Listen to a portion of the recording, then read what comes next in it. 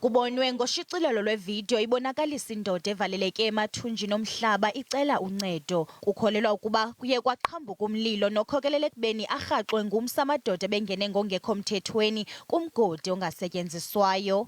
We got hold of that video where somebody was asking for assistance because they have encountered a fire underground.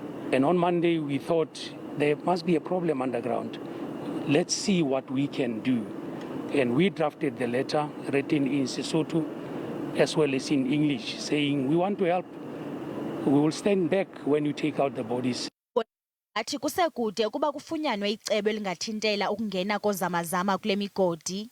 We have not been able to get to number 6 shaft because the area is hijacked, literally hijacked underground.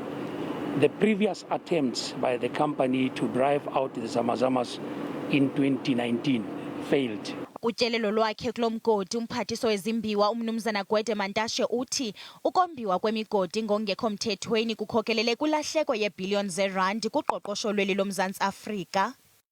In 19, money lost through illegal mining and stolen precious stones was estimated for 1 billion.